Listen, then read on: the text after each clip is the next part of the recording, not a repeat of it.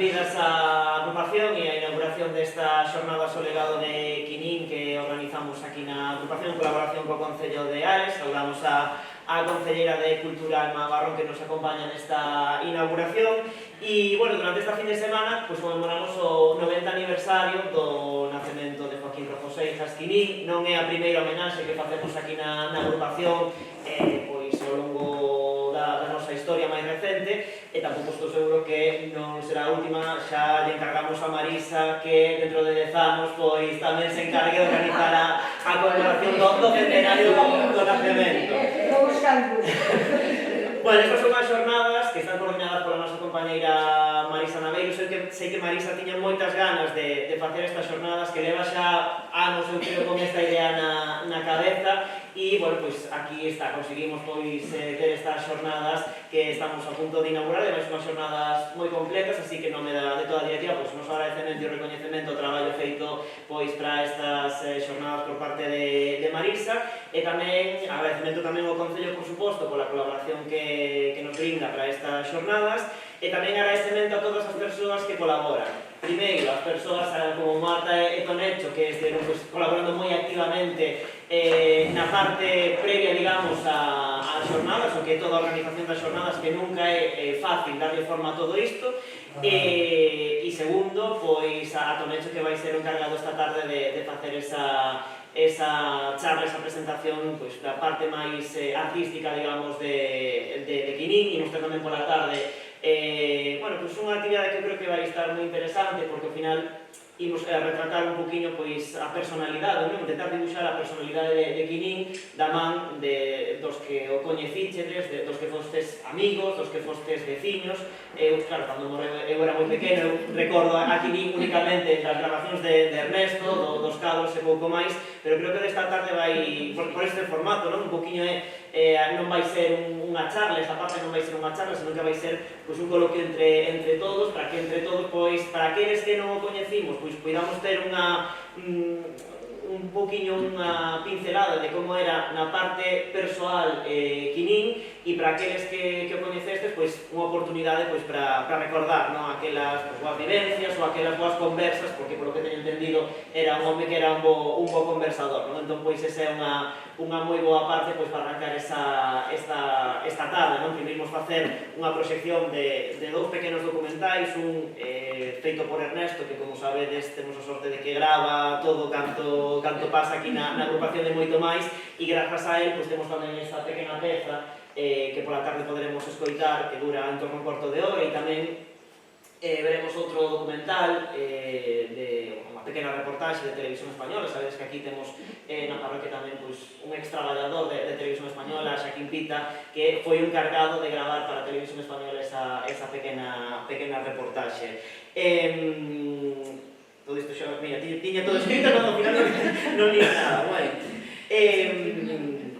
O que sí que quería dicir é que tanto nesta peza como na de Televisión Española, o que nos queda claro é que antes de calquera outra cousa, Quinín dicía sempre que ele era un namorado de redes, e que redes e Camouco para ele era o máis importante case na súa vida, porque era tamén, lóxicamente, fonte de inspiración. Aquí creo que hai bastantes artistas que podemos, ou podedes, eu inclume nesa pequena parte da miña vida na que fui un pintor entre comillas, pero sí que é certo que Cristina foi a miña profe, por exemplo.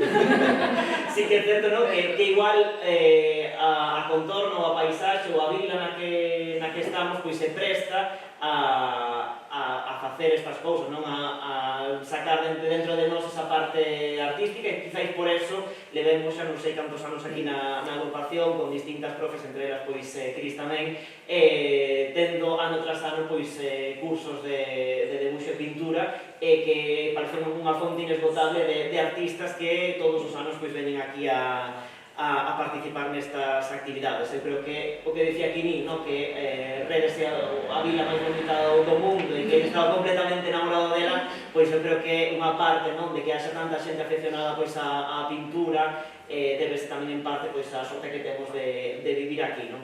E hoxe, pois, con estas xornadas que imos agora inaugurar, pois o que imos facer é devolverlle parte dese amor que ele tiña por Redes e por Camouco, pois devolverlle a él con esta serie de recoñecementos que imos facer ao longo desta fin de semana.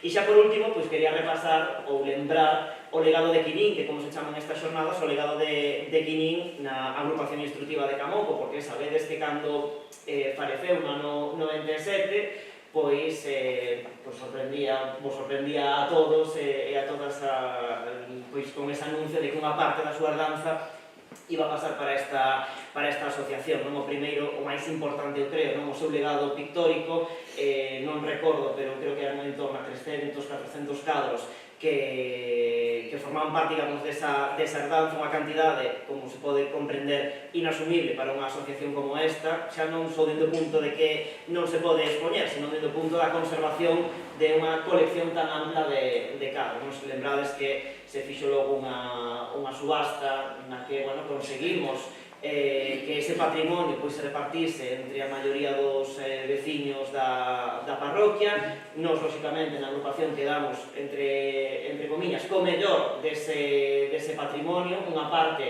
é o que temos aquí exposto habitualmente, tanto nesta sala como no resto das salas da agrupación. Temos que decir tamén que a exposición permanente que temos aquí de Quinín se encontra nunhas condicións inmellorables gracias a Emilia e a un grupo de voluntarias que se encargaron da rehabilitación de todos estes cadros, é dicir, estes están completamente rehabilitados.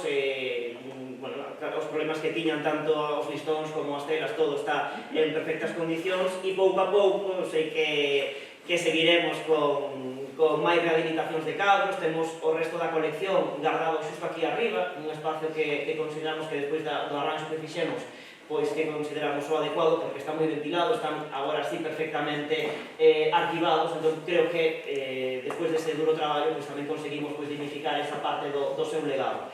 A segunda parte do seu legado é a grandísima colección tamén de libros. Temos aquí un exemplo neste bodegón, que son todos libros que son de Quinín, que cedeu nesa herdanza agrupación. Son o inicio, o xermolo do que hoxe en día a nosa biblioteca, por iso se chama Biblioteca Joaquín Rojo Seijas.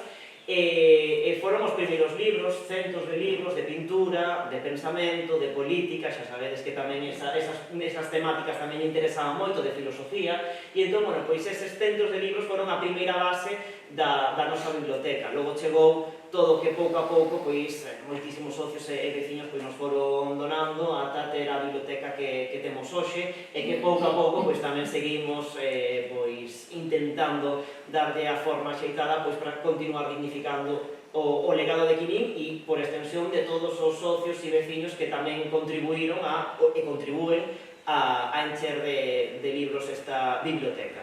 E, por último, o legado de Quinín remata na agrupación coa horta, a que bautizamos tamén en recoñecemento a Quinín como a horta de Quinín. Sí que é certo que durante décadas non estivo nas mellores condicións. Tamén é certo que para unha entidade como a nosa, pequena, asumir a xestión de todo isto que temos aquí e engadirlle a maiores a xestión e a rehabilitación de todo o que agora temos ali, pois non foi fácil, non se deron as circunstancias ata aí xa uns cantos anos que comezamos, xa fai casi unha década que comezamos con todo o proceso de recuperación e posta en uso desta horta de Quinín, a rehabilitación da súa casoupa, que tamén foi un grandísimo traballo que supuxo para esta agrupación, e a día de hoxe ese legado tamén continúa dignificándose gracias tamén ás que sodes tamén voluntarias da horta de Quinín, que estades aí todas as semanas prácticamente dándolle vida a esa horta, ou con outras actividades que tamén organizamos dende a agrupación, como esa festa da horta que imos ter o 27 deste mes de abril, no que implicamos tamén a rapazada a participar nesas actividades na horta, que é a horta de Quinín e aberta a todos os veciños e veciñas. Creo que non me queda moito máis que decir. Agradecermos que esteades hoxe aquí na inauguración, e logo Marisa tamén nos vai recordar un poquinho como vai ser o programa desta tarde e tamén o remate que imos ter mañá, para para que asistades a todo canto temos preparado, vale? Así que nada, doy a palabra a Alma. Bueno, pois nada, moi bo día a todos e a todas, gracias por estar aquí. Non me queda nada que dicir, como xa dices todo, é sin ler, que xa todavía, polo que así tamén das mostra das fe, do conhecimento que tes sobre o que aquí estades facendo. Dentro do Concello de Ares, simplemente agradecer toda a labor que fai a Ocupación Instructiva de Camuco, non só con estas jornadas, sino con todo en xeral. Nos intentamos, dentro de todas as nosas posibilidades, estar sempre ao vosso carón, axudando e impulsando, porque creemos tamén que isto é unha parte moi importante do tecido cultural e asociativo na nosa vila.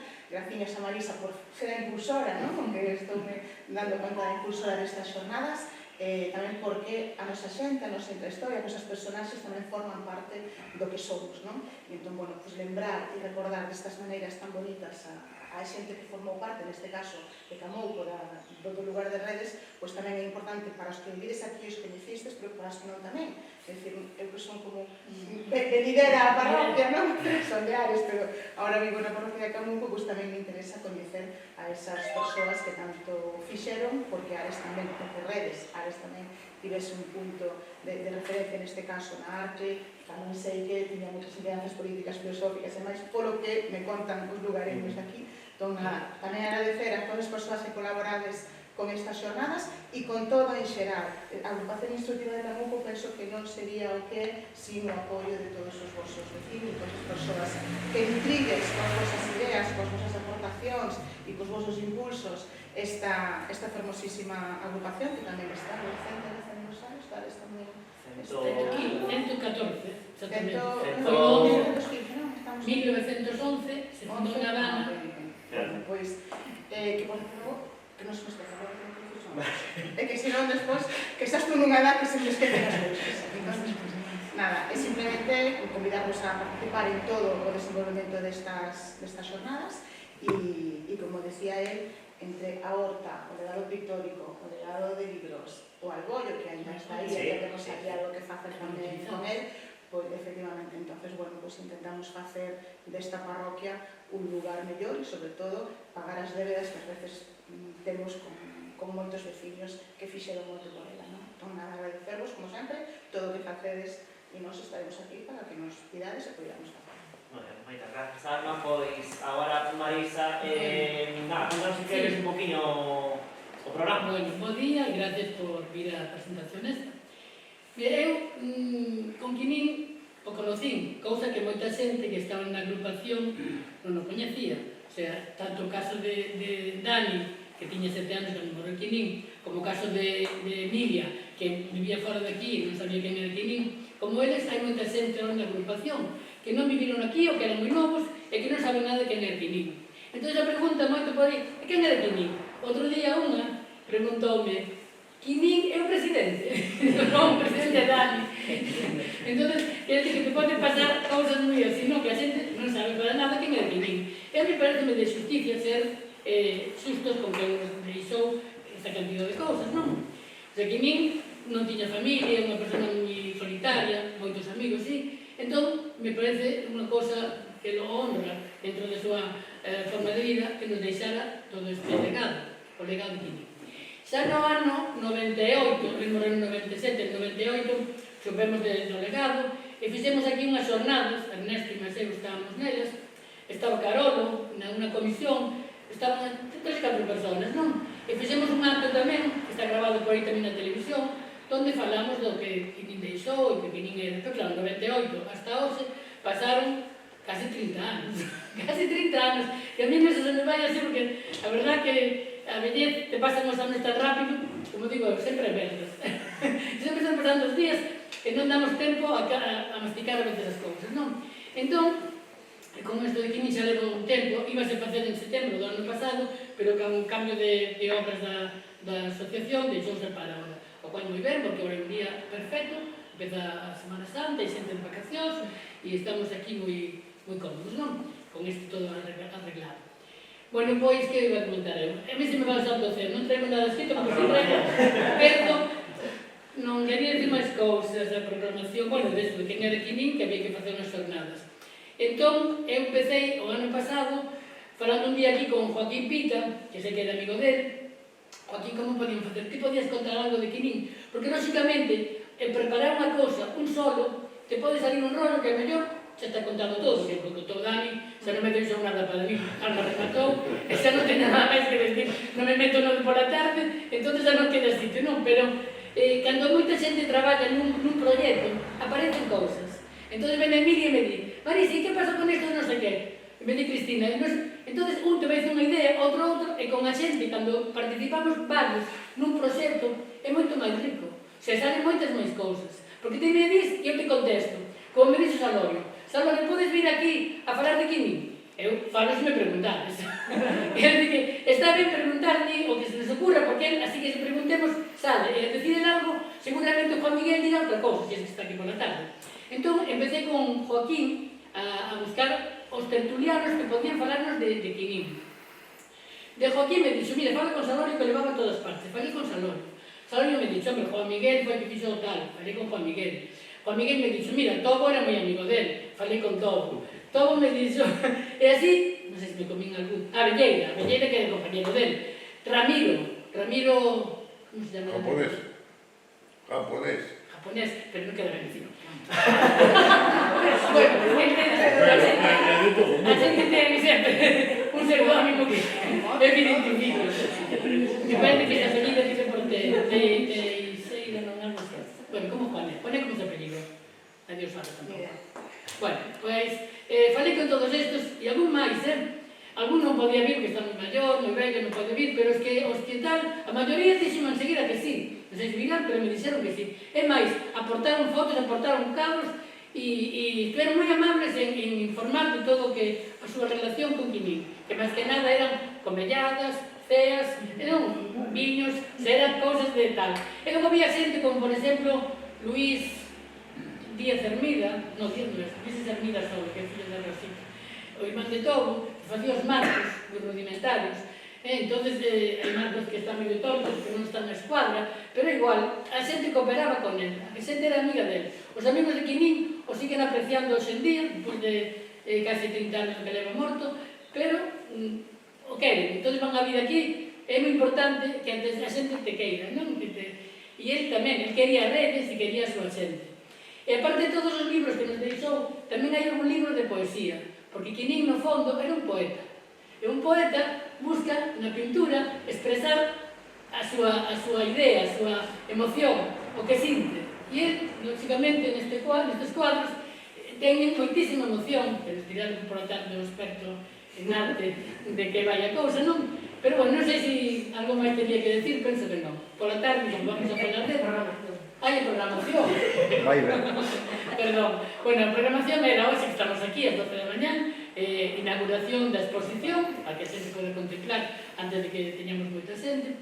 E pola tarde vai haber, ás 5 da tarde, unha idea tamén que foi moi bonita, que era pintamos con Quimín, ou pintemos con Quimín. Pintamos a parón de Quimín.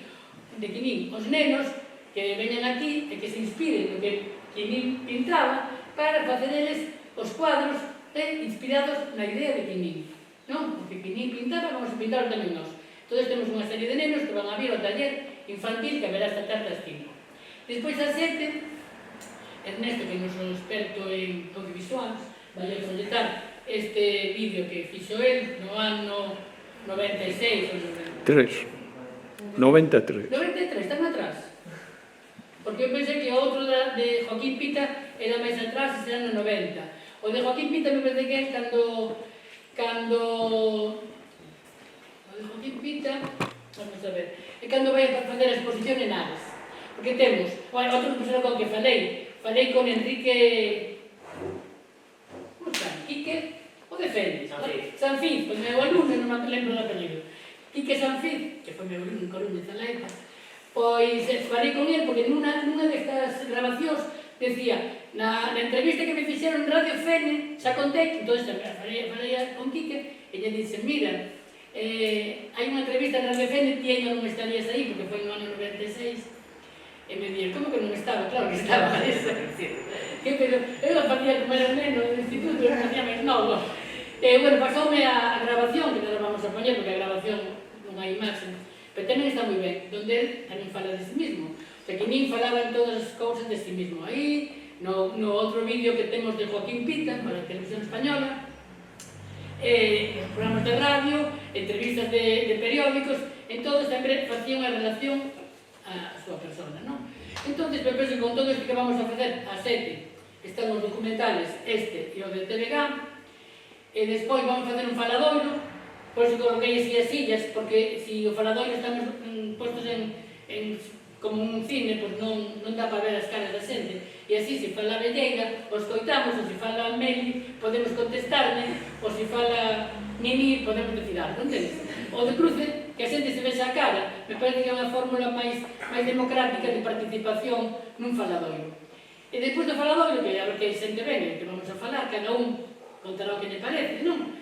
Despois deso, temos a charla de Tonecho Otero, que se presentaremos tamén pola tarde, e con isto remata o día de hoxe, non? Se alguén quere ver a exposición, vai estar todo o tempo posta, e mañán pola mañán, ás 12:30, faremos algo que sería moi propio de Quimín, que é tomar un viño, e uns petiscos, en memoria de Quimín. Noutra xente farían un funeral. A Quimín, lóxicamente, un funeral non lle vai ben. Se entrou na iglesia cando foi enterrado, que non me gustaba moito, meteron ali, pero me parece que é moito máis alegre irá con un funeral civil, digamos, non? Onde tomamos un viño na súa memoria. E con isto nada máis. Vos hecho que pasedes ben e que disfrutedes da xornada. Perdón,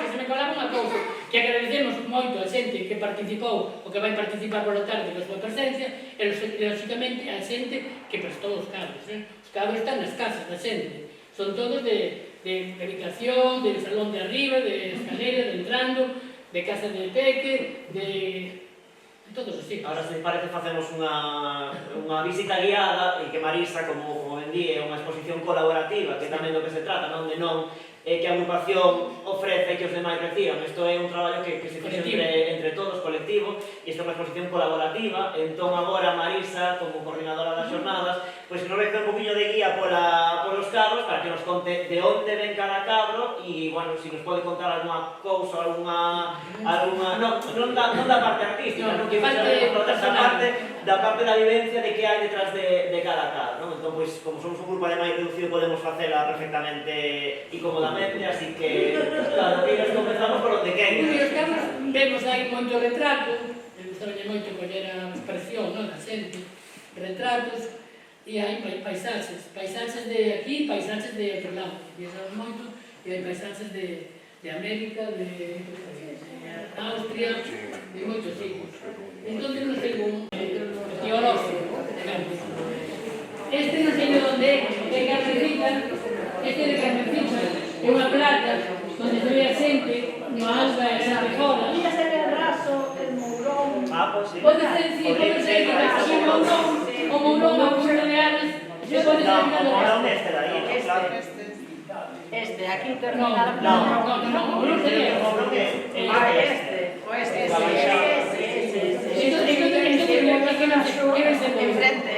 enfrente ao museo. Esta é a plata anterior ao mourón. Esta es. Pode ser o que vale.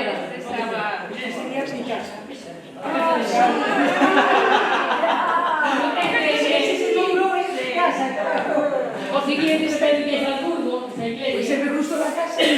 Aquel de ali, non sei se é en África, se é unha isla de Madagascar, ou é Centroamérica, non estou segura. Aquí sabemos quen é, a cara de quen é o compañeiro.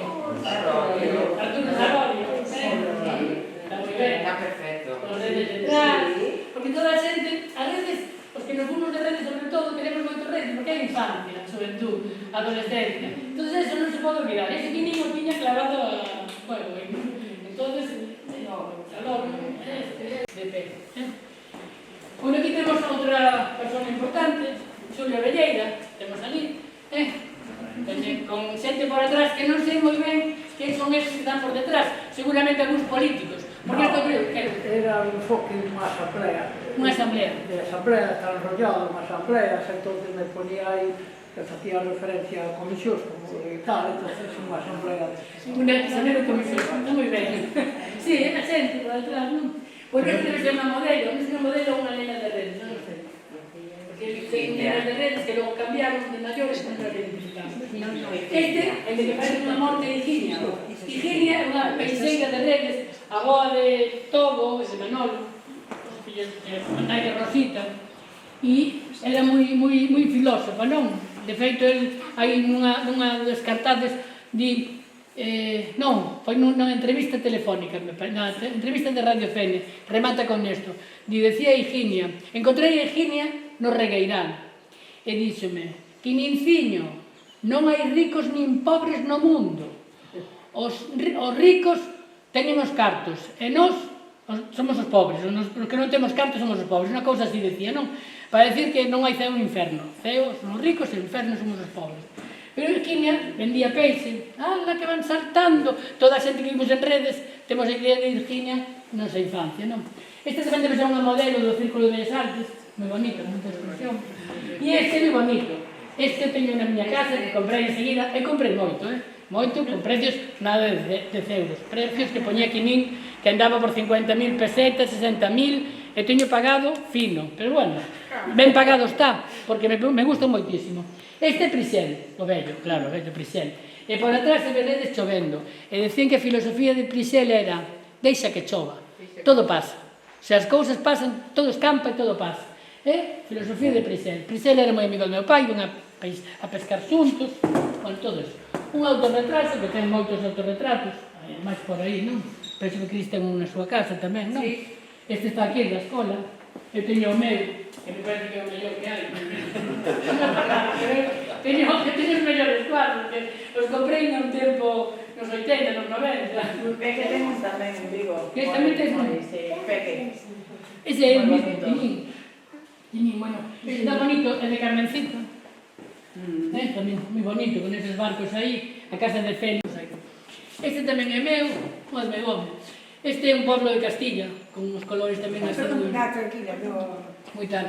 Aquel outro é de Redes, tamén o Pedregal, na esquina do Pedregal, a casa de Grande. E a de Prisel, ali a... Grande, Prisel no balcón, aí colocado, a casa de Eulogia, a casa de Calle de Riva, a de Trina, bueno, unha vista tamén de Calexón de Redes. Este é de Salorio tamén. Este tamén é mesmo antigo, está dedicado por atrás, este me lo regalou, me parece. Ana Marisa, non sei que, no ano 86. É o Palacio de Cristal do Retiro. Este é de aquí, debe ser un país tropical tamén, República Dominicana ou algo por aí, porque el viaxaba moito, xa nos dirán por despois, falaremos deso, pero el iba a un montón de sitios.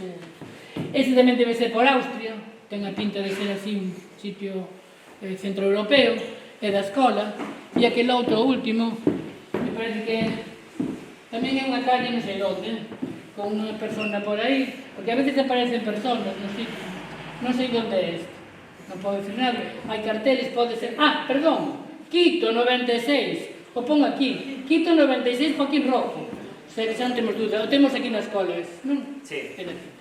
Era o de Gon, contanos tamén que hai. Oye, o bodegón.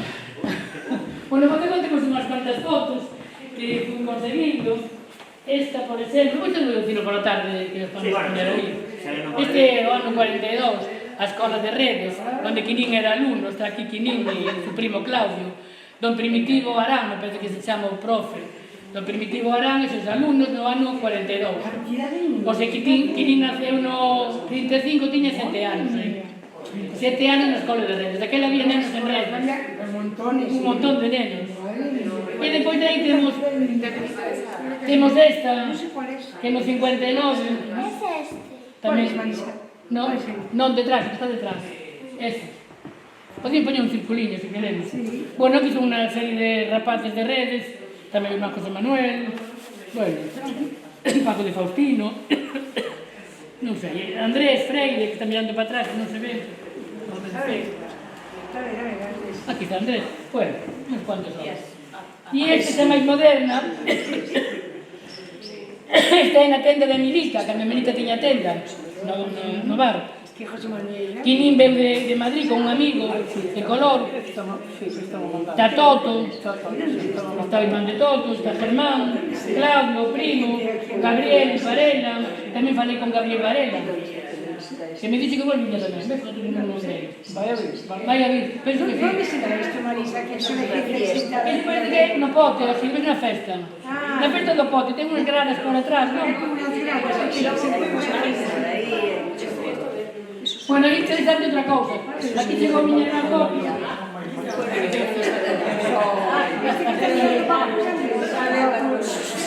Mirade, ao final do bodegón, este caballete foi de Quinín, me lo prestó mi hermana Coti, e esta paleta tamén foi de Quinín.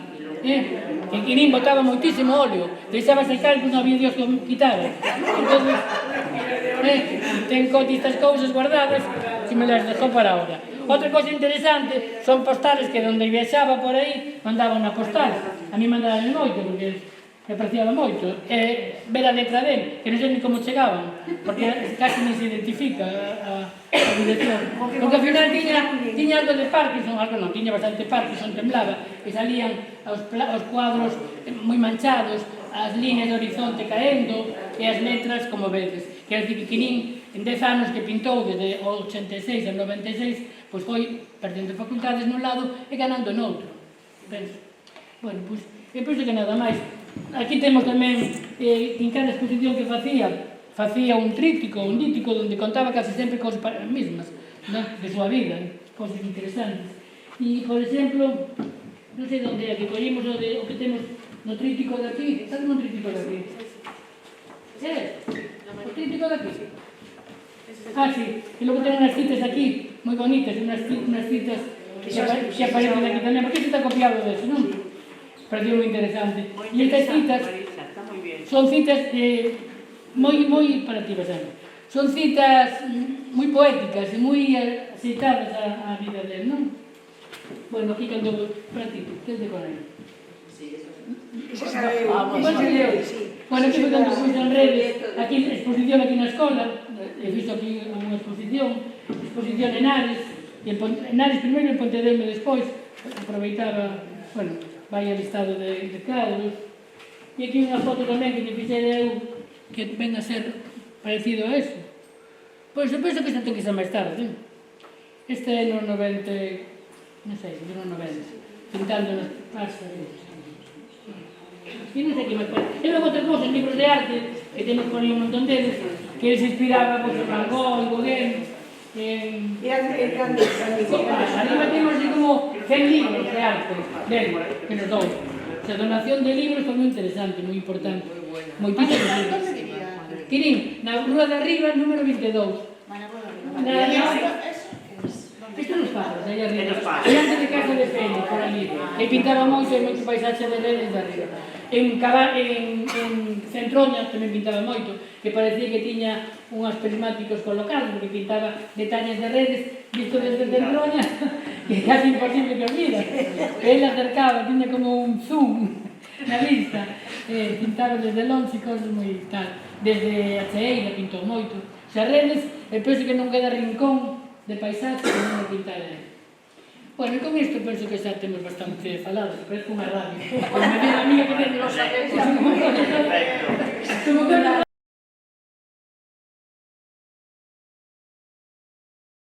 Moi boas tardes, benvidas á agrupación. Vimos continuar con esta xornada Soledado de Quinín que inaugurábamos esta mañá, nun acto no que presentamos un poquinho que van a ser estas xornadas, nos que tamén nos acompañaba a Concelleira de Cultura, porque o Concello de Ares colabora con estas xornadas, unhas xornadas que están coordinadas por Marisa Naveiro e que ademais contan con moitas colaboracións multibanda, podemos decir. Por un lado, por exemplo, temos aquí a Lola e a Marta que estiveron agora transmitíndole aos nosos nenos e nenas o legado de Quinín, amosándolles como era a súa pintura e que eles intentasen plasmar esa pintura nas súas creacións. Creo que foi un obradoiro moi interesante, tamén nos pode despois contar Lola un poquinho máis.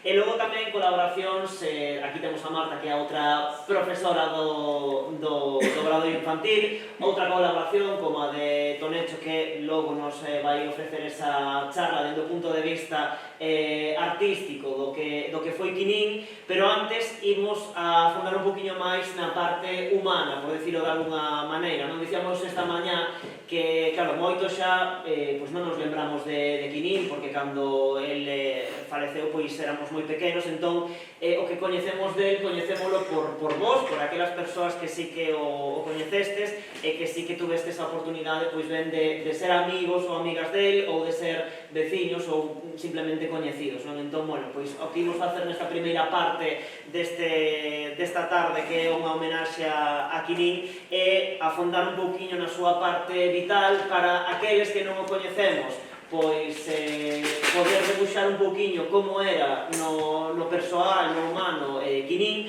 e para aqueles que sí que o coñecestes, pois lembrar pois unha parte non da súa vida, ou momentos, ou pois características súas tanto de persoais como tamén seguramente mesturadas coa parte artística. Entón, bueno, imos comezar con esa parte, pero tamén con dúas proxeccións que temos preparadas aquí. Unha delas foi feita por Ernesto, creo que no ano 93, xa sabedes que aquí Ernesto sempre está aí grabando todo, porque seguramente despois dentro dos anos tamén veremos isto en algún momento. E esa é unha grabación na que Ernesto conversa con él, e tamén imos ver despois outra reportaxe emitida en Televisión Española, un veciño noso, Joaquín... Tamén que vi, pero que non sei se está un pouco mal, non... Joaquín Pita, que, como sabedes, foi traballador cámara de Televisión Española e fixera, tamén nos anos 90, comezos dos 90, unha reportaxe tamén conversando con Quinin. Entón imos ver esas dúas proxeccións, logo imos con ese faladoiro no que eu animo, e aparte os que non o coñecíamos, insisto, temos especial interese en escoitarnos dende esa parte persoal e humana, e logo Tonecho nos ofrecerá esa conferencia dende o punto de vista artístico. Non sei se Marisa quere dicir algo máis. Nada máis, non? Bueno, o feito como sabedes, isto Dani, non? É porque a xente de agora, porque é de fora, porque son moi novos, non coñeceron nada de Quinin, e como aquí falamos tanto de Quinin, non?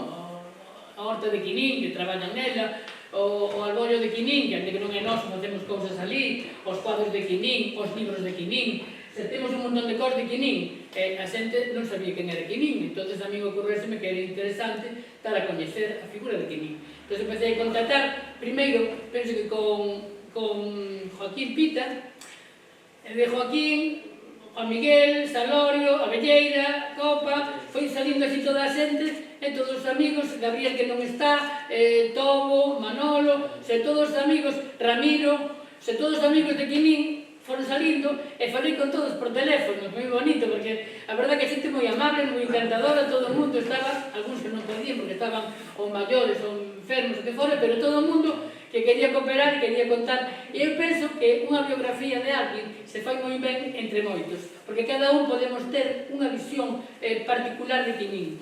O coñecemos desde un lado.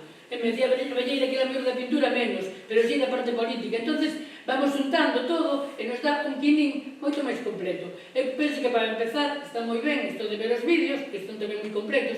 Quinin sempre fala de si mesmo, nos vídeos, nos programas de radio, no que tedes aí, no tríptico, que é unha historia del que conta para unha exposición en Nares, sempre di cousas dele. Entón, entre todos, vamos a ver se sacamos unha imaxe de Quinin máis amplia. Eu vou tenche con... Perfecto, pois nada, únicamente rematar dicindo que esta é unha exposición que fixestes moitos dos que estades aquí, tamén o noso agradecemento por ser unha exposición colaborativa, no sentido de que non son fondos, hai algún que sí que é fondo da agrupación, pero a maioría deles son achegas particulares, entón tamén é unha oportunidade para ver outros casos que normalmente, como aquel, por exemplo, ou como calquera de outros que temos por aquí, que non temos a oportunidade de velos, a non ser que vayamos ás nosas casas, non? Entón, agradecese. Bueno, imos comenzar con esa primeira proxección que lle facía Ernesto no ano 93. Ernesto, se nos queres comentar brevemente un pouquiño. Sí, espera un segundo. Vou a... Sí, nada. Corta esto aquí para que tome un pouco máis de... Está moi ben.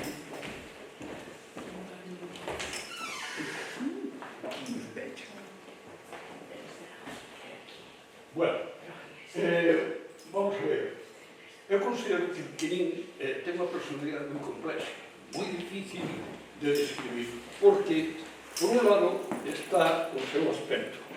Eu creo que todos os que conocimos a Querín o criticamos.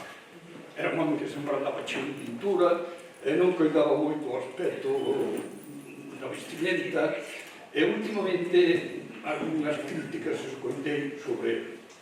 Pero, bueno, por un lado esas críticas, pero por outro lado era un home moi achegado a toda a xente das cousas. Eu experimentei moitas veces esa cercanía. Esa cercanía era unha cercanía verdadeiramente que a mí me encantaba. Bueno, chegou un día en que eu entendí que Querín disfrutaba moito escoitando o que eu lle contaba cando a escola se empezou a reconstruir. O sea, a escola estaba prácticamente en ruína, empezamos a traballar nela, e cando el viña de Madrid, viña e dicía: que está de facer?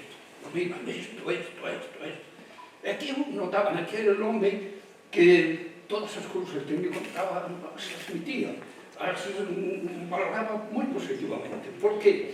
Porque non estaba vendo ni máis ni menos que unha institución feita por nosos avós, que estaba prácticamente en ruína, se estaba levantando, iba a medrar. E isto iba a traer moito beneficio para eles. Entón, vamos con esa relación que tuve desde neno. Teño que dicir que naquela aula que nin me ensinou a min o Señor mío Jesucristo para facer eu a primeira comunión. Me acordo como se fora un día de sol, encima dos pupitres, ali que nin facendo unha mía, repetir unha vez, dúas, tres, o Señor mío Jesucristo, porque tiña que facer a primeira comunión. Entón, bueno, esta cercanía me fixo ver en Querín un home interesante, un home que tiña cousas, e incluso tiña moito valor. Para mí Querín era un intelectual que chegou tarde, quizá, a convertirse en un artista. Entonces, entre que era intelectual e que tiña actitudes artísticas, lóxicamente hai cuadros de Querín que para mí son moi interesantes. Eu, por exemplo, aquí, nos que vexo que non hai as cabezas das mulleres, das prostitutas, que para mí é unha serie impresionante, porque recolle a crudeza da vida dunha prostituta na cara desas persoas. Con o cual, entendo que Querín foi un pintor que, además de estudiar e entender, estudiar moito os impresionistas, que eran os que a ele gustaban, bueno, pois fixo esta colección de pinturas moi interesante. Un día, este home morreu, e habemos un testamento, e apareceron unhas donacións. Esas donacións foron, por un lado, os cuadros, os libros e a horta. E que facemos? Cuadros. E que facemos cos libros? Bueno, cos libros, unha librería. Cos cuadros. Había un pensamento en Querín moi claro, que era que ele quería que en cada casa das redes houbera un cadro seu. Non tiña que ser comprado. Simplemente, ele nos regalaba. Isto me decía a mí moitas veces. Decía, a mí me encantaría de que houbera na casa de toda a xente de redes un cuadro meu. Para qué? Pues porque ele vivía por a xente de redes. Ben, entón, un día me dixo, oye, vou facer unha exposición en Ferrol, no Ateneo. Fui a Ferrol, e fixe unha película de exposición, lle pedín que me falaran un quixo, e eu, preséntamela tú, ayúdame tú e tal, un quixo. E eu, bueno, con uns cuadros, ben. Pero outro día lle dixo, oye, che teño que facer unha entrevista. Esa entrevista ten que ser entre ti, mas si queres caballete por medio. E me dixo, bueno, pues vente comigo. E me levou arriba, desde onde se veía as redes, que según a vista un pouco curiosa, e empezamos a falar. Eso é o que va desfacer.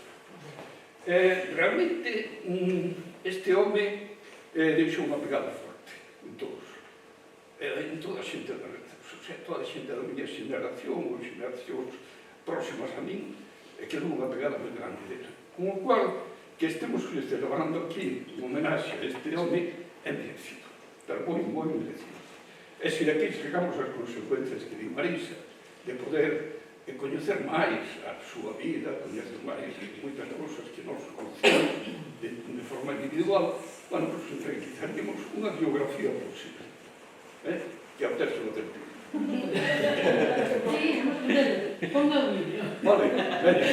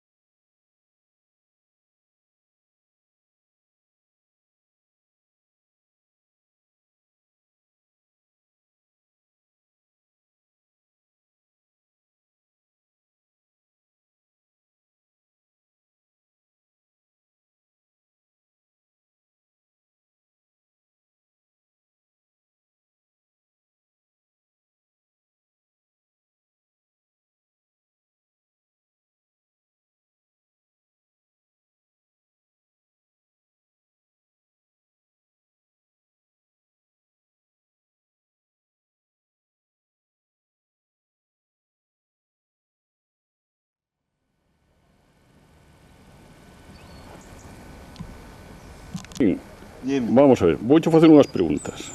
A ver se me respondes. Vamos a ver. Que para ti redes, Quinín? Vamos a ver, que eu sei que ti eres un enamorado. Para min redes é o sitio mellor do mundo. No sentido de que é un sitio precioso, como ti naciche tamén en redes, joder. E os teus pais, e os meus avós, e toda a familia. Somos de redes nativos. E para min, eu, fíjate se penso en redes, que este verano estuve nas Seychelles, e hasta nas Seychelles soñaba con redes eu. Eu soño sempre con redes, en Madrid e fora de Madrid. E no mismo redes a veces soño que estou facendo unha cousa ou outra. Eu fui un neniño que iba á escola, que é abaixo,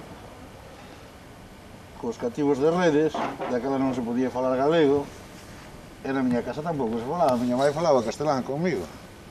Eu aprendi o galego na rúa, como xa dixen nunha entrevista que me fixeron en Radio Fene. Eu non falo o galego clásico, non falo un bon galego, eu falo un galego de andar pola casa, como se di, comprendes? E non... Pero eu sempre que podo falo en galego, comprendes? E jódeme incluso que haxe xente que me dé categoría, porque son catedrático de inglés e xa teño que falar ben, non? Ou falar en castellano, que non sei ordinario. E a min eso jódeme moito, comprendes? Bueno, o sea que vamos a ver, na túa vida redes é algo moi importante, non é? Moi importante, importantísimo, tanto que desde... eu fume de redes no ano 54 para Madrid. En Madrid acabei o bacharelato que empezara aquí en Ferrol no instituto. Por certo que foi unha experiencia bastante ingrata, no sentido de que eu viña da aldea e os señoritos de Ferrol, os fillos dos señoritos de Ferrol, cando entraba eu na clase decíanme "Ala, Roxa", como se eu fora unha vaca, comprendes? Unha vaca. E non. E a min deu-me moito aquilo e deixei de falar galego naqueles anos. Ibache preguntar outra cosa eu. Ti además agora ti manifestas un amor rotundo por redes, non? Eso está claro, xa se ve, e además se sabe. E hai outra cosa, ti agora tes outro segundo amor, que é a pintura. Claro. Como foi eso da pintura? A ver, contanos un pouco. É o máis importante. Eu descubrín a pintura en redes, comprendes? Eu, cando me asomaba á terraza da miña casa, como xa dixen tamén na conferencia, na interview que me fixeron en Fene, chegaba de Madrid, abría as ventanas da miña terraza e xa era feliz, comprendes? Vía aquelo, e, joder, a noite de lúa con estrelas ou o que fora, e redes aos pés da miña casa, que a miña casa está na rúa de arriba, é a rúa máis alta de redes, e vese cojonudamente redes. E xa se dixo, ver aquilo xa para min xa era a felicidade, comprendes? Bueno, o que che teño que decir é que xa che dixen, eu soño sempre con redes. Non sei de que maneira, inconsciente, subconsciente ou... Vamos a ver, coméntanos agora un pouco a túa pintura, a ver como a ves ti. O sea, que clase de pintura faz?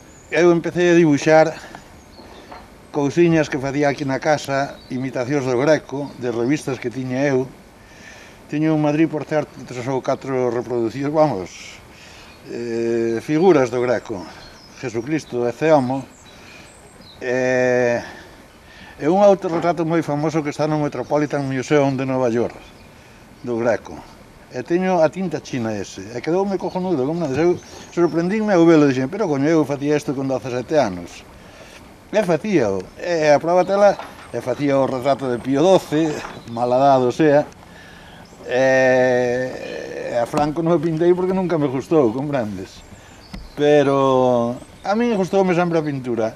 E eu, cando acabei a carreira aquí, en Madrid, tuve a sorte de coller un lectorado de español na Universidade de Leeds, de Belfast, en Irlanda do Norte, donde, por certo, se vive o nacionalismo católico irlandés con unha forza tremenda, comprendes?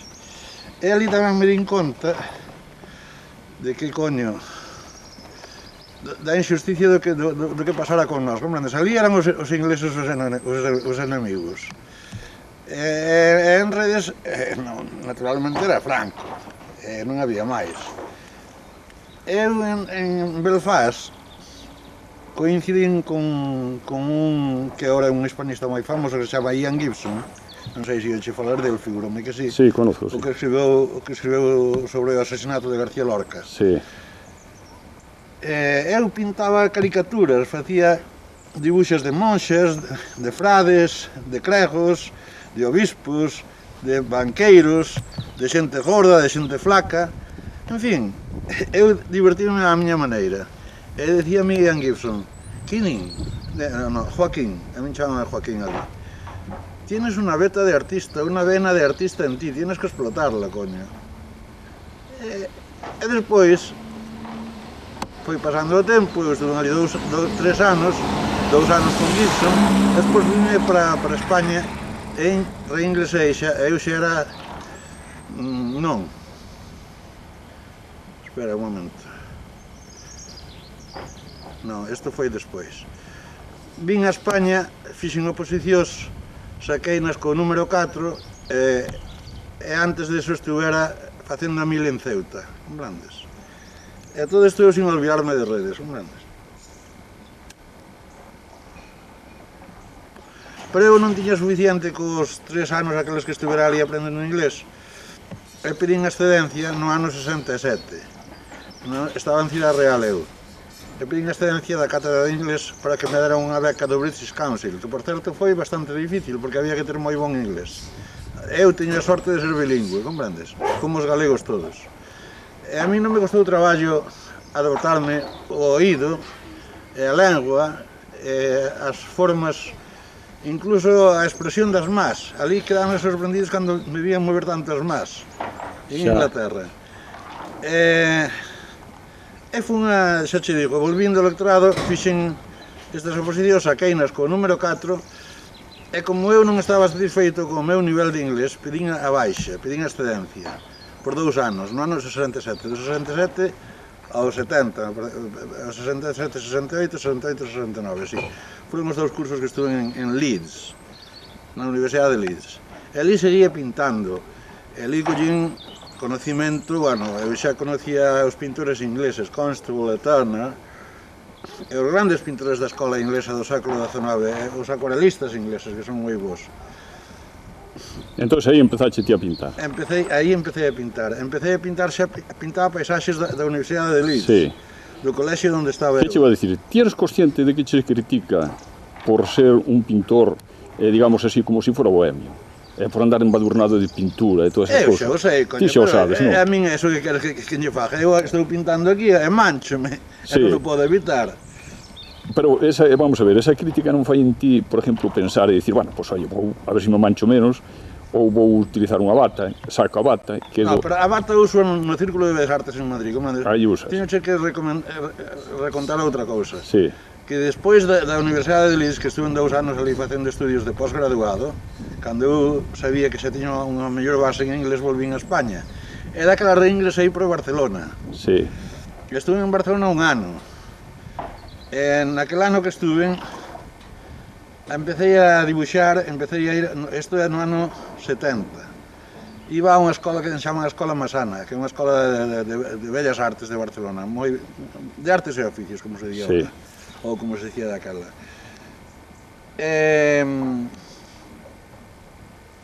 Fun á Escola Masana, que é unha escola moi boa, e tuve uns profesores cojonudos, magníficos, teño que dicir. Empezaron a facer pintar cacharros, dibuixar cacharros, a fórmula de Cézanne, non? O cono, o triángulo e a esfera, son o cilindro, o cono e a esfera. Son as bases de todas as formas da naturaleza. E iso é o que facían ali. Facíanme dibuixar cacharros de barro, xarras, vasos, botellas, e despois levábanos ao zoo. Ao zoo de Barcelona, é a parte bella de Barcelona, a San Pablo do Campo, que é unha iglesia románica preciosa que hai ali. E así fun aprendendo a dibuixar, porque daquela ainda non usaba o color. E despois, cando me fun de Barcelona, estuve en Alicante 2 anos, pedín outra vez o reingreso, o traslado para Barcelona, estuve 10 anos en Barcelona, que foron vitales na miña vida, porque ademais foron os 10 anos, os 10 últimos anos do franquismo, e daquela Barcelona vivía nunha agitación tremenda, comprendes? Eu recórdome que a noite que morreu Franco, nunca tantas botellas de champán se descorcharan en Barcelona, comprendes? E ti celebráchelo por todo lo alto. Por todo o alto. Porque ti a aventura de Rusia foi unha aventura boa, Bueno, pero eso xa foi antes. Eso xa... Estuveche preso por aquilo de... No, pero eso foi outra cousa. Sí. Eu estuvera preso no ano 57 ou 58, cando morrera un rapaz que se chamaba Miguel Álvarez ou algo así, me parece. Sí. Chamaban o neno de Belén porque todo Dios iba a visitalo, comprendes? Xa. E non, esas foron as primeiras manifestacións antifascistas aí, en Madrid. A min collerome, eu penso que me denunciou un rapaz dali. Un compañeiro meu, nós formamos un comité interfacultad de Dereito con Luís Gómez Llorente, que agora está separado do PSOE, pero que é un tío moi bon, moi cojonudo, e con este outro, como se chama, que é rector da Universidade de Carlos III, ali en Getafe ou unha cousa así. Peces Barba. E con Peces Barba e con Luís Gómez Redondo formamos un comité antifacultad. E tiñamos reunións no despacho de Luís. Luís era o delegado da facultade. E despois deso, un rapaz que iba por ali que era carlista, pareceme que era medio carlista, dixeme, yo pienso, collero, non? Porque houbera unhas manifestacións e non sei que cousa de armas e historias, yo pienso que Seijas, a min chamaban Seijas en Madrid, non me chamaban Joaquín, nin Rojo. Rojo veu despois, que puxen eu nos meus cuadros. Yo pienso que Joaquín é comunista. Claro, coño, dixeron isto a Conesa, que era o capitaste máximo, un dos... Comisario. Bueno, un sicario de Franco, comprendes? E foron a buscar a casa. Eu na casa tiña a pelada. Non tiñas nada. Non tiña nada, pero levaba unha carpeta na má que levaba 3 ou 4 sobres dirixidos a compañeiros de outras especialidades na facultade con un dobreiro dentro, comprendes? E iso foi bastante para que me zouparan. Para que te zouparan e te puxeran. Bueno, oiche, vamos a ver que isto é que está acabando a cinta. Que che vou dicir? A ver, digo, o que ti queiras dicir para redes, veña, para a xente de redes. A ver. Para min a xente de redes é moi boa. Teño algún amigo e algún enemigo, pero...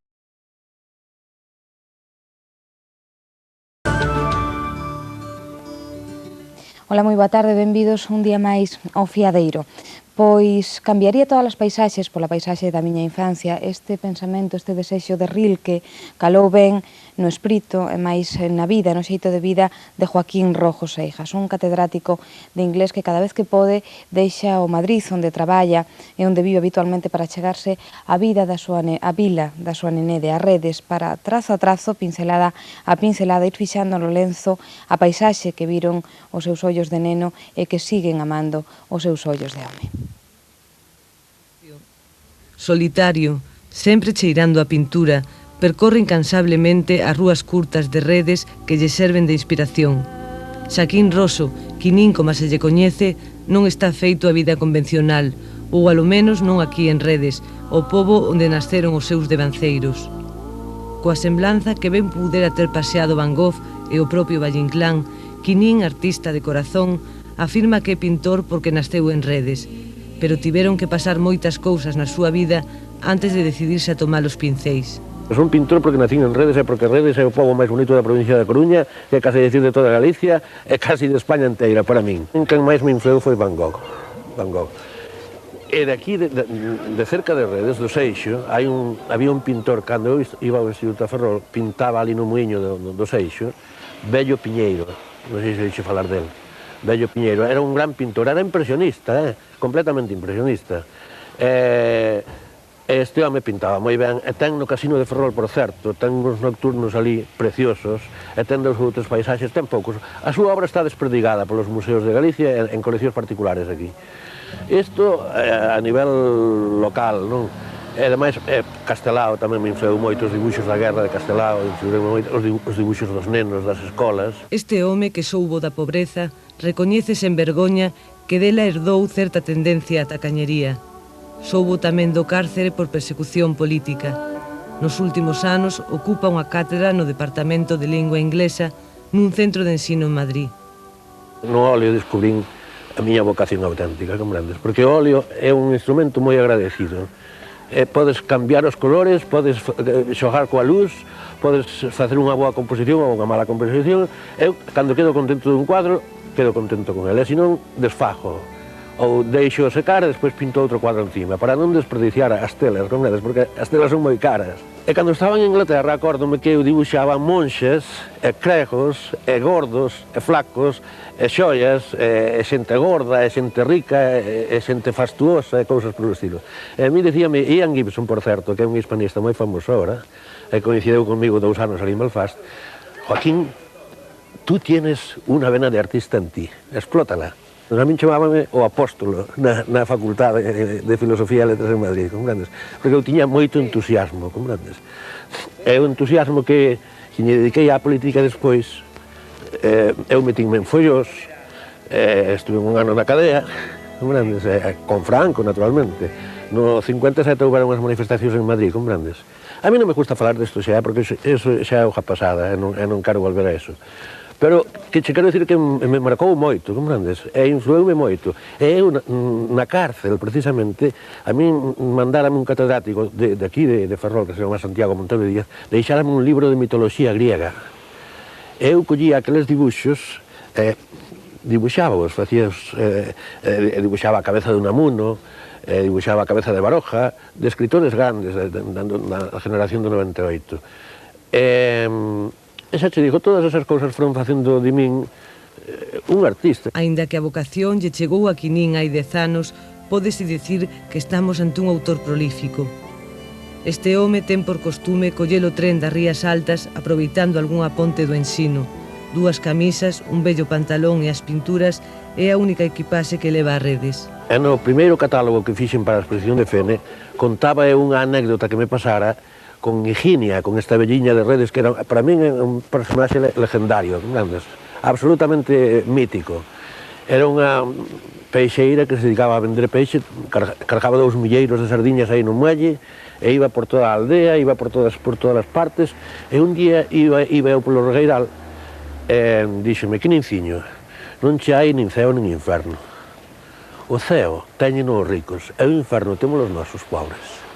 Grandes. E con esas cousas, así empezou a miña vida. A min abreu os ollos aquela muller. Aquela muller e moita xente que había en Redes, como Regino Barbeiro, que xa morreu, o Perocho,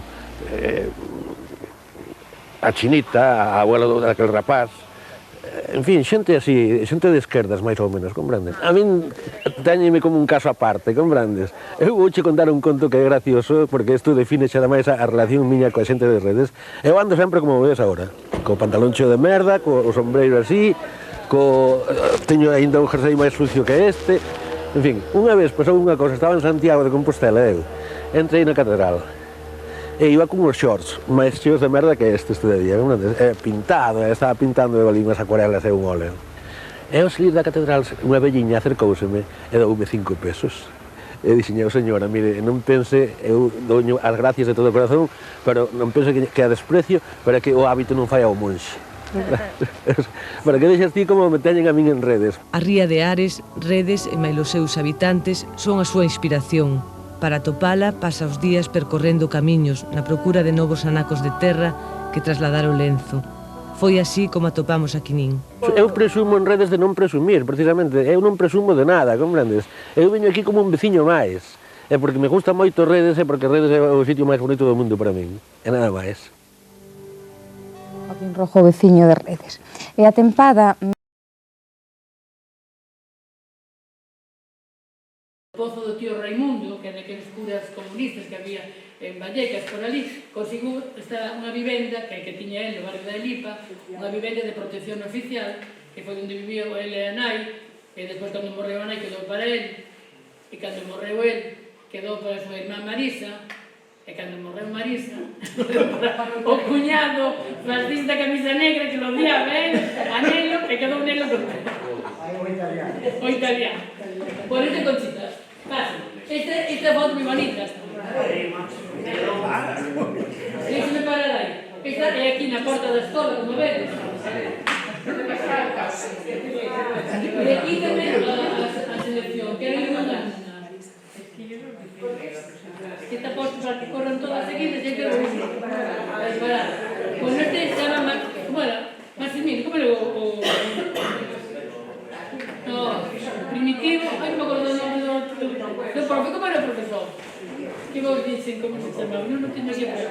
Primitivo... Non me acordo. O maestro que había na escola pública, que era pública, porque a escola, que sabedes, estuvo pechada a final da guerra, deixou de ser cubana, nos 40, se colleu como escola nacional, no 41, veu doña María Luisa, e houve varios... Primitivo Arano, que se chamaba. Entón, este é o maestro nacional cos nenos da escola. Pero que son nenos todos. Son nenos, no 42, e ele tiña aí 7 anos, e está... Podo señalar? Non sei como podo señalar. La escuela masculina nada más. Este é Quinín, e este é Claudio Primo. Bueno, hai outros nenos aí conocidos, está por exemplo Licho, por exemplo Manolo Bermúdez, irmán de francés, bueno, hai nenos, teño algúns con nombres, e non sei que podería saber destes nenos, teño algúns que me dixen xa nada. Bueno, ano 42, pasamos. Hai Quinín na horta que agora é o parking, donde está o parking era a horta de Conchita 6. Entón, está a entrada do parking da zona da salida, xusto a porta da salida, non? Quinín con pantalón corto. Este é máis do Geni. Geni non pudo vir aquí, a filla de Claudio, que é a familiar máis próxima, ela e Arturo, son os máis próximos que ten, non? O sea, que claro, el padre de Geni era el sobrino que decías tú. Sí, claro, exactamente. El marido de Maruja, non? Claro. Sigue pasando. Aí está Chicharo e Quinín, ten pantalón corto, tamén na escola aí. Pasa. Aquí está tamén do ano 59, aquí unha pandilla, Quinín está en Madrid, pero ven aquí nos veranos, e o segundo de arriba por a esquerda, o da esquina de Antonio, Valdellón, Quinín, Andrés tamén anda para abajo, sí, meu irmán José Manuel, que de abaixo, agachado primeiro, Paco de Faustino, Ouso Meiriño, Celso Meiriño, bueno, Roberto Cubano, una pandilla, yo creo que están en el bote, me parece que es, porque tenéis esas gradas detrás, parece que é de festa. Bueno, seguimos pasando. Esta é unha tenda de Milita, tamén outra visita de Quinín. Outra visita está Toto, irmán de Toto, Germán, Pepín, Claudio Comandiante, ele está con a bufanda blanca, Diante de Luco, Pepe Frisel, Santidad, o Gabriel, bueno, unha pandilla de amigos na tenda de Milita. No ano 66 quedamos, non? 66, pasa. Este tamén son os mismos, o mismo día. Pero Frisel a dereita con un neno que non se dio fillo, porque no ano 66 fillos de Prisel non había ainda. No, 66 non. 66. 66. Panchitas como yo. Pues no sé qué demonios, de Lucas. Pues nos sigue pasando. Ahí está Quinín con una chica que ve con él, una novia que tenía catalana, creo, de Barcelona, e os olillos. Arturo y Geni, sí, son los metros, no. Pero este Quinín non ten nada que ver con Quinín de últimos anos, que xente nada máis se conoce Quinín cando andaba manchado de pintura. Non anduvo sempre manchado de pintura, anduvo nos final dos 90 que tiña campos. Vivía solo e se fixo abandonado.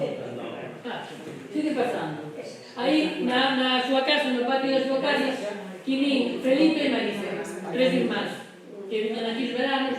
Felipe vivía en Alemania, que viña aquí moito. E Marisa vivía en Roma, por eso iba moito a Roma a pintar tamén, iba a casa do irmán, pintando por aquí. Sí, isto debe ser nos primeros 80. Aquí tamén Marisa e Quinín, nos 80. Esa con Marisa. Sí, son nos 87, 88, por aí. E aquí foi unha exposición que ten os cuadros por atrás. Esta non sei onde foi. Non sei se foi de Fenios, foi... Non sei. O máis tarde, parece no 90, por aí. Hai outra máis destas, sí. Aí tamén está na exposición, con cuadros por atrás. Sí. Fumaba moito, tiña un infarto e era normal que lle dira outro, porque a vida era moi... E esa era de Xeneu, que ten un collarín posto, está pintando aí, tamén debe ser a final dos 80, porque non foi esa foto. E non sei se hai algo máis. Bueno, isto do cementerio, para ver cando naceu, cando morreu, a lápida dele, non sempre está pequena. Bueno, sigue pasando, non me importa. E aí outra de Quinín, para que besades o... Bueno, nada máis, penso. A casa dele, Rúa de Arriba, número 22, que agora, bueno, foi de Nelo deixou a unha señora que o cuidaba, que non veo que nunca, pero hai unha encargada que falei con ela, a ver se podíamos recuperar alguna cousa da casa, pero parece ser que Nelo mandou tirar todo o que había dentro, e todo foi para a basura. Claro, e tiraron todo. Esa non hai máis, o Rúa de Arriba, que sabemos sacar no vídeo, é certificado de función, nada que poner. E hai dúas fotos que, esas dúas, pero que non se ven ben, porque están moi borrosas, que me mandou o Calorio, pero a copia está un pouco mal. Esperemos conseguir no futuro as copias mellores, pero de momento aí se ve a melleira e abaixo, fachada, e nin o medio, aí está Nuco na esquina, Nuco na esquina de abaixo, que nin debe ser o estado oscuro detrás. Non, pero aquí non se identifica sempre. Bueno.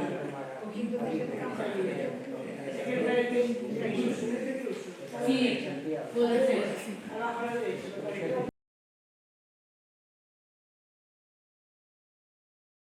Moitos anos atrás, non? Sí, pero inicialmente decir que eu admiraba a Quinín, pero claro, de hai moitos anos, estamos falando dos 70 e algo, 68, xa era máis complicado. E das personas que interveu de forma decisiva na miña decisión de militancia política. Ele militaba no Partido Comunista, eu tamén militei no Partido Comunista, naqueles momentos, e tomábamos café e se falaba de política, tomábamos tal, ele tiña unha visión que era para admirar de toda a situación global de Europa, dos movimentos que se estaban dando en Europa, da intención de agrupar, o problema do fascismo, todos os problemas que os dominaba a perfección. Además, contactos, documentos de onde había estado e tal. E quero destacar esta anécdota en relación despois, aquí o compañeiro Miguel vai ler un párrafo que non vexo ben, de máis ou menos do que levaste a explicar, o que levades aquí explicando. Eu iba habitualmente a zapatería unha vez a semana, e como estamos en confianza, iba a cuidarlle as palomas a José Ramón, o hermano de Ernesto. Zapatería Rafael. Sí, porque tiña para competir con Tucho, tamén tiña moitas palomas, había rabanico, tiñamos esta... este entendimento en aqueles tempos. Bueno, e pois está Quillín, Rafael, vai ser, charlando, e entra o cura, don Eduardo. Bueno, aquilo xa foi carreira, non recordo por que se empezou os temas. Eu sei que don Eduardo saleu dali totalmente derrotado. E quitou o crucifijo e foise, e nada máis. Bueno, me deixou admirado, porque para mí, naqueles tempos, a autoridade que tiña o poder, o dominio da educación, en escolas, tiñan a estas escolas, a pedir explicacións porque non a misa, cosas, e quedei admirado. Dixe, bueno, este home é malo. Eu renocín moitas veces. E despois sentí moito deterioro de última hora que estamos falando, que eu respetei e fixo o posible por estar en contacto con ele sempre, cando sabía, pero eu poteo, sabía que tal, facía o posible para tomar un café con ele e tal. Era moi sincero e moi campechano, non entendía cal era o límite de ser tan campechano en algúns momentos. Entón, eu quedara con ele, me dixera, tomáramos o café pola mañá, se o podía levar ao tren a Ferrol. Quedamos ás 6 aquí, ás 6. Baixo ás 6, aparco por ali, non se podía aparcar, aparco ali, no muelle, e vexo aquí con as láminas, con todo pintado, e dice, pero non quedamos ás 6. E me dice todo tranquilo, a ti non che vai, que vai así. Vente po coche, que non hai problema ningún. Fomos para a estación, vamos para a cerveza, e buenas e tal, non? Entón, eu quero destacar, porque me explicaba, hai que decir que eu tiño un cuadro de aquí que gardo e conservo, e todo me explicaba, e casi como para meter unha vocación de pintura, dice, non teño esa sensibilidade, a miña sensibilidade é política, porque sabía onde estaba, estou nunha empresa que empecé a traballar aos 63 anos, estaba a bolsa politizada, vamos, iso non é para entrar ao detalle. Entón, isto xoclarexaba, me daba unhas ventaxas para entender, porque ele, coas súas palabras, o explicaba moi ben, e para contender, porque se situaba, ele era catedrático, tiña un nivel e tiña unha experiencia, que ele estaba implicado en política, ele estuvo moi implicado en política e se relacionaba, tiña amigos a nivel confederal en comisións que conocían a Querín. E aquí, con o escritor con Ian Gison, pois foron a unha manifestación do 77 a ver a Santiago Carrillo, e houve media carga de policial, e eles estaban os dous, escaparon. Tuvo suerte que cando escapou caeu diante dele unha rapaza que non caeu máis, pero a volveu a ver, e resulta que foi compañeira dele durante unha temporada. O sea, en esta exposición, pero casi son cousas do que escribe. Entonces, pois bueno, se comentei a ti, eu digo, non estou para colaborar en nada, estou ben retirado, era facer biografía, unha biografía porque todos falamos de todos, díxome, pero é unha biografía o que merece. Exige un traballo, pero penso que hai documentos, por o que se fala, sobrados, para dar todos os niveles que ocupou este Querín. Despois ahora falamos sobre Beirades, non hai problema. Bueno, Miguel, sí, solamente referido aí a Gison, nun libro que se chama Vientos del Sur, Memorias apócrifas dun inglés salvado por España, e se refiere aquí nos siguientes términos. Leo.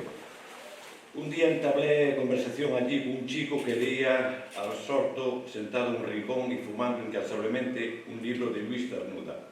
Joaquín García de Semarón, así se llamaba, era un saco de nervios, gallego, delgadísimo, de tez cetrina y nariz aguileña. Padecía un temblor de manos tan agudo que apenas era capaz de sostener un vaso sin que el líquido se derramara por la mesa. Decía que ello era el resultado de las palizas que le hubieran dado en los sótanos de la Dirección General de Seguridad en la Puerta del Sol, a raíz de repartir unas hortavillas y luego de las penalidades del recién terminado servicio militar en Ceuta, muy duro. Después de los militares y los policías, a quien más odiaba Joaquín eran los curas. Les odiaba con odio profundo, metódico, riguroso, y el hecho de que su propio hermano fuera uno de ellos le parecía el peor de los sarcasmos.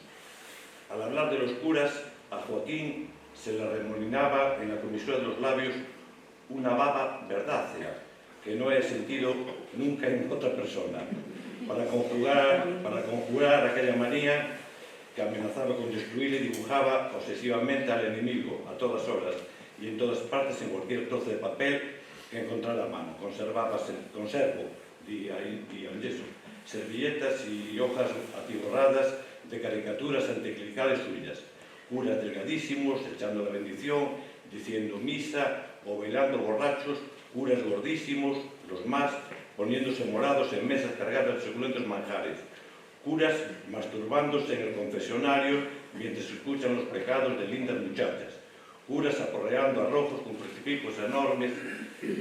Joaquín, que me llevaba 3 años, era licenciado en literatura francesa y trabajaba en una tesis sobre Alfred Jesús, cuya muerte en accidente de coche ocurrido en el año 60 le había privado la posibilidad de conocer personalmente a su héroe para íntima congoja suya.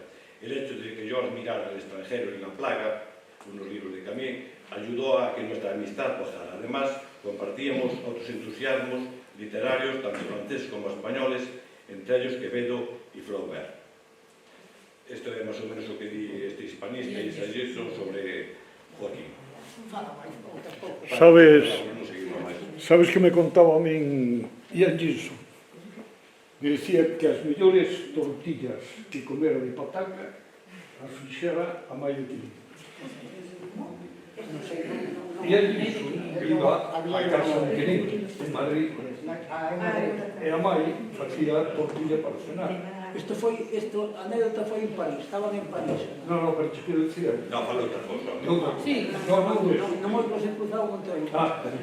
Iba a decir que me contaba Ian Gilson de que a Mai facía unhas tortillas moi boas. E que iba a cenar a súa casa e as mejores tortillas del mundo de las tortillas amables Conchita Sé.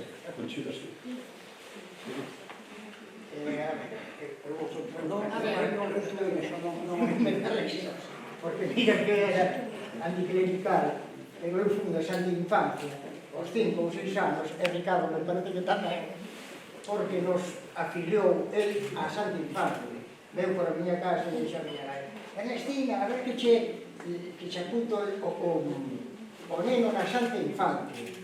Ele era o que andaba con redes para a Ricardo, a mí, aos que tiñamos 5 ou 6 anos aquela. Nos apuntou a Santa Infancia. Despois evolucionou todo o contrario. Pero Quilín non estaba en contra de Dios, estaba en contra dos curas, que non ten nada que ver, porque aprendeulle a... Acabas de decir, aprendiches o Dios te salve con él, verdad? Sí. Na súa xuventude, Pero... bueno, di tamén nalgún destes papeles dos libros, non?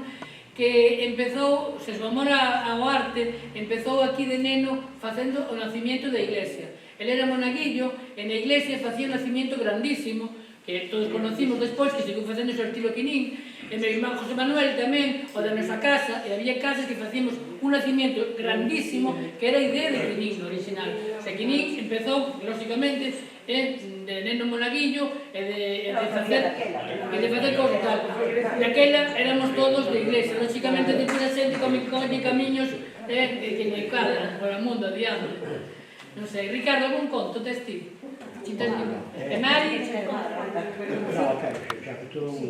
Bueno, que chegou a entrevistarse con Che Guevara tamén do Madrid. Ah, sí? Para que sacara o irmán, entrevistou con él para que sacara a José Luis. E sacou. José Luis, de logo para Redes, de cura.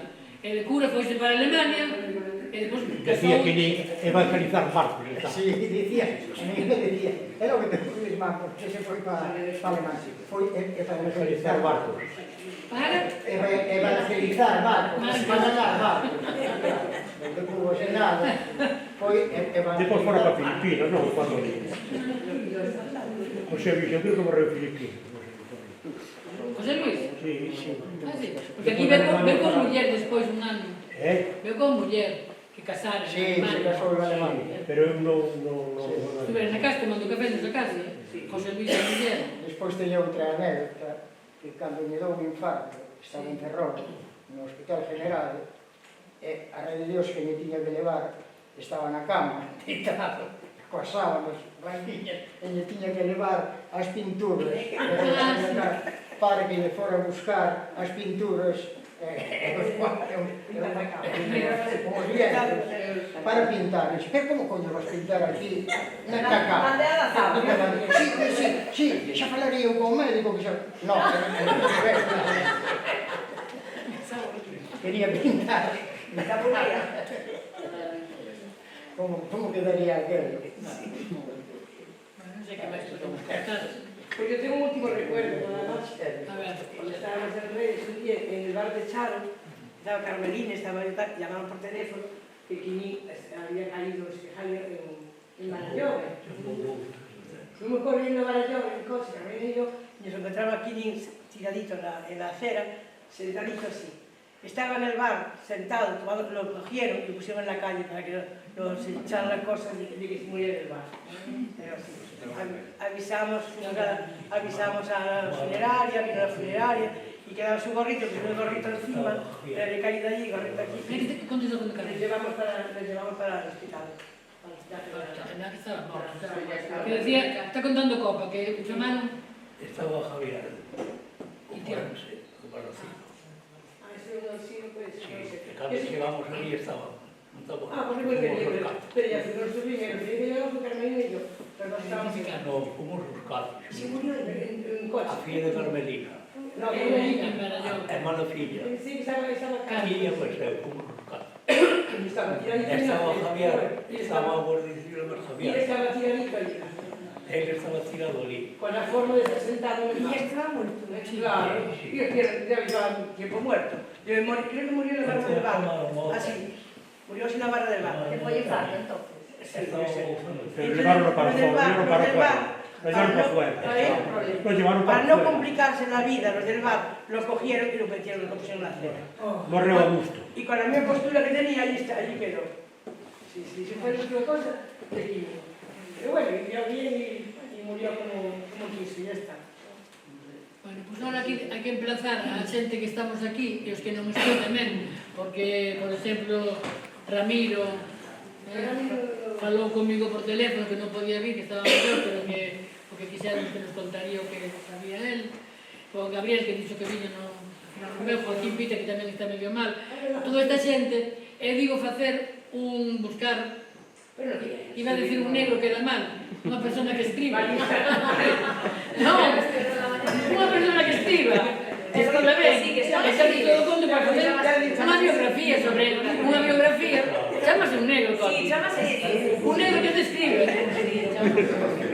Pero calquera pode valer de negro. É complicado, é complicado, te digo, porque o cuñado tirou todo a basura. De aquí e de Madrid. Porque de Madrid, eu teño posto en contacto con a muller que en Madrid leva as cousas del, que abre aquí a casa cando ven en verano, Monse. Unha muller que era veciña deles en el barrio de la Lipa. Entonces, cando morreu Quinín, ela, Nelo mandoulle a ela que siguiera cuidando a casa.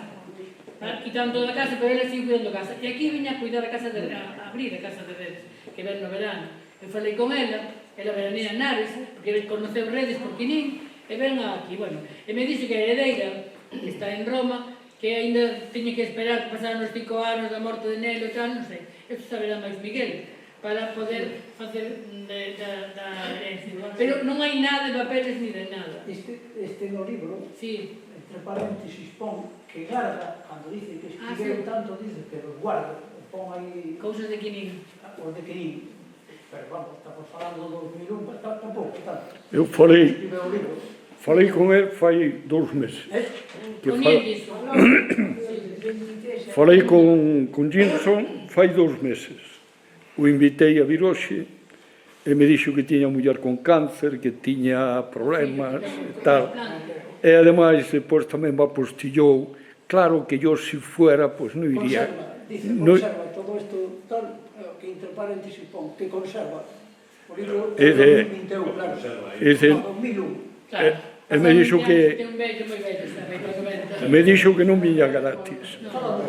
Que non viña, entón xa non lle contestei. Mira, Miguel, alguna cousa da herencia, do legado? No, el fixo a súa familia, Sí.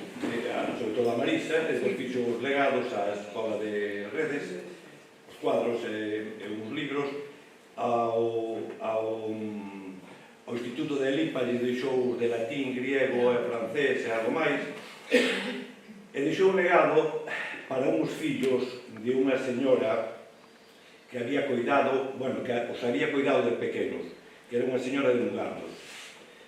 El, nun seu legado, que agora xa pasou o tempo, xa se pode decir, fixo un legado para os 3 fillos de doña tal, que cuidou a mi madre e nos cuidou a nosotros de pequenos tal, vale. Non daba máis datos, era unha señora de Mugardos e, efectivamente, vivían os 3, un era taxista en Petazos, ou seguirá sendo, outra vivía en Coruña, outra vivía no Seixo, e lle deixou legados en cartos, non daban crédito, porque casi non se recordaban de que nin un viñera de pequeno a Redes coa mai, que a mai... Que eran irmás... No, fillos da muller que coidou a... Era irmá de leite de Quinín, porque Conchita Seixas, cando naceu Quinín, yo ya lo eso. Cando naceu Quinín non tiña... Claro. E daqueles iba por as aldeas, e foi por Betá, vivían en Mugardos. Sí. Viñeron de Monfero, por aí unha muller a darlle a teta a Quinín. Pero curiosamente, como se acordou el, Tenía relación con que non tiña nada que ver con él, porque eran uns fillos dunha señora que, bueno, parece ser que... Para él, eran irmás de sangre. Como se foran irmás de sangre. Sí, sí. Bueno, pois eu penso que se non temos máis para non alargar tanto o acto, deixamos e rematamos con isto. E que pasa con isto? Oye, un momento. Bueno, en parte siguiente... Ay, sí, copia.